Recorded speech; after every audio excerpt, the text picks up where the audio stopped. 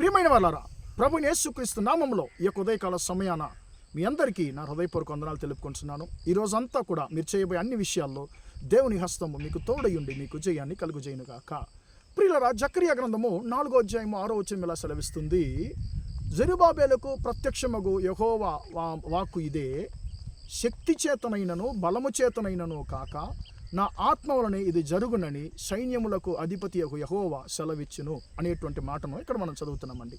ప్రియులారా, ఈ మాట ఈరోజు ఉదయకాల సమయాన మనందరిని చూసి మన దేవుడైనటువంటి యెహోవా అంటున్నాడు, నా కుమారుడా, నా కుమార్తె, నువ్వు ఎదురు చూసేటువంటి కార్యాలు నీ శక్తి చేత, మనుషుల యొక్క బలము చేత చేయలేరు.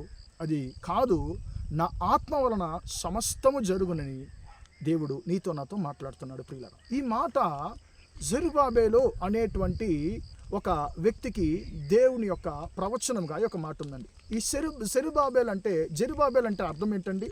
జెరు అంటే విత్తనము, బాబేల్ అంటే బబులోను అంటే బాబేల్, మనకు బాగా తెలుసు అండి. బాబేలు గోపురం మనకు బాగా తెలుసు. ఇప్పుడు ఈ జెరుబాబేలు యొక్క పుట్టుక గురించి మనం చూసినట్లయితే ప్రియులారా, ఈ యొక్క వ్యక్తి యెరూషలేము నుండి బబులోను దేశానికి చెరగా ఇశ్రాయేలు యూదా పుత్రులు పట్టుకెళ్ళబడ్డారండి నెబుకద్నెజర్ రాజు ద్వారా. అతడు ఏం చేస్తున్నాడంటే యెరూషలేము దేవాలయాన్ని అగ్నితో కాల్చి అతడు ఆ యొక్క దేవాలయాన్ని పాడు చేసి ఈ యొక్క ఇశ్రాయేలు యూదులందరిని కూడా అతడు బబులోను దేశానికి బానిసలుగా పట్టుకెళ్తున్నాడు. అక్కడ 70 సంవత్సరాలు ఇశ్రాయేలు బానిసలుగా ఉన్నారండి. ఆ 70 సంవత్సరాల్లో బబులోను దేశంలో ఒక యూద కుటుంబంలో పుట్టినటువంటి ఒక వ్యక్తి యొక్క జెరుబాబేలు.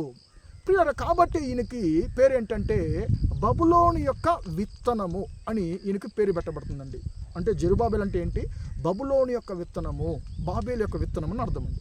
ఇప్పుడు దేవుడు ఏమంటున్నాడు, యెహోవా ఏమంటున్నాడు జెరుబాబేలుతో, జెరుబాబేలు, నువ్వు బబులోనులో పుట్టినటువంటి ఒక వ్యక్తివి, నీతో నేను బబులోను దేశ రాజు యూదా దేశములో ఏ మందిరాన్ని అయితే అతడు కాల్చివేసి పాడు చేశాడో ఆ మందిరాన్ని బబులోనులో పుట్టినటువంటి నీ ద్వారా నేను మళ్ళీ కట్టించబోతున్నాను. ఇది ఒకవేళ నీ శక్తి చేత, నీ బలము చేత ఏం కుదరకపోవచ్చు, ఎందుకంటే నువ్వు బానిసగా ఉన్నావు, ఒక ఖైదీగా ఉన్నావు, ఒక మామూలు కుటుంబంలో నువ్వు పుట్టున్నావు. కానీ నీ వలన ఏది కాదు, కానీ నా యొక్క ఆత్మ వలన సమస్తము జరుగును, నేను జరిగించగలను, ఊహించలేని క్రియలు నేను జరిగించగలను అని చెప్పి జెరుబాబేలుతో దేవుడు అంటున్నాడండి.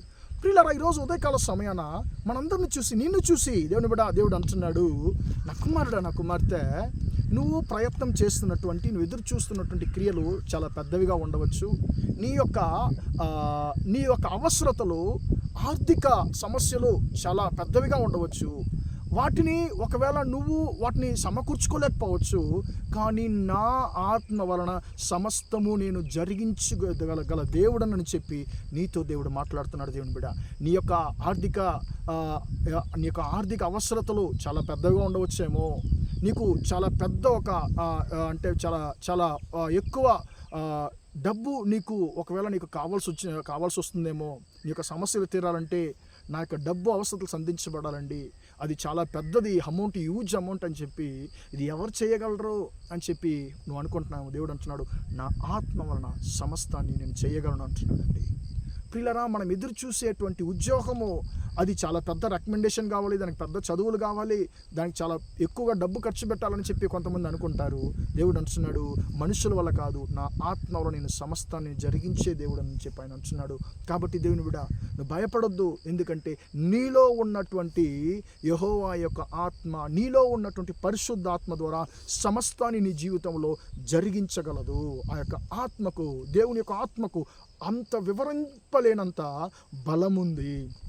కాబట్టి దేవుడు అంటున్నాడు, నా ఆత్మ వలనే, బలము చేతను శక్తి చేతను కాదు, నా ఆత్మ వలనే సమస్తము జరుగునని సైన్యములకు అధిపతి యెహోవా సెలవిచ్చును అనేటువంటి మాటలు చెప్తున్నాను. ప్రియులరా, కాబట్టి మనము దేవుని యొక్క మాటలు మనము గట్టిగా పట్టుకుందామండి. అయ్యా, నీ యొక్క ఆత్మ అనే సమస్తాన్ని నువ్వు జరిగించగలవు. మా బలము చేత, మా శక్తి చేత మేము ఏమి చేయలేమయ్యా. నువ్వే మా జీవితంలో అన్నిటిని జరిగించగలవు. నేను ఆరాధించేటువంటి దేవుడు సమస్తాన్ని నా జీవితంలో జరిగించగలడని చెప్పి మనం నమ్మకంగా ఉందాము. ఆయన సమస్తాన్ని మన జీవితంలో జరిగించగలడు. ప్రార్థన చేద్దామా? ప్రేమగల మా తండ్రి, దయగల దేవ, ఇంతవరకు ఈ మాటలు విన్న మీ బిడ్డలు మీరు దీవించండి, ఆశీర్వదించండి అయ్యా. శక్తి చేతను, బలము చేతను కాదు, బలము చేతనైనా కాదు, నా ఆత్మలోనే సమస్తము జరుగునని చెప్పి తండ్రి నువ్వు సెలవిచ్చిన మాటను బట్టి స్తోత్రము. మీ బిడ్డల యొక్క జీవితంలో తండ్రి అసాధ్యమైనటువంటి కార్యాలు తండ్రి, జరగలేని క్రియలు తండ్రి, ఊహించలేని క్రియలు తండ్రి జరిగించు దేవుడు తండ్రి. మీ ఆత్మ, బలమైన ఆత్మ ద్వారా తండ్రి వాటన్నిటిని కూడా తండ్రి స్తోత్రం మీరు జరిగిస్తానని చెప్పి వాగ్దానం చేసిన కృపను బట్టి స్తోత్రము. ఈ యొక్క మాట తండ్రి మా సహోదర సహోదరుల యొక్క జీవితంలో తండ్రి 100% నెరవేరునుగా కానీ ప్రార్థిస్తున్నాను తండ్రి. వీరంతా ఈ రోజంతా కూడా మీ బిడ్డలు చేసే అన్ని విషయాల్లో మీ హస్తం తోడిని వారిని ఆశీర్వదించమని యేసు నామములో ప్రార్థించి అడిగి వేడుకొంటున్నాను తండ్రి. ఆమేన్, ఆమేన్. ప్రియులరా, దేవుడు మిమ్మల్ని దీవించి ఆశీర్వదించును గాక. Praise the lord.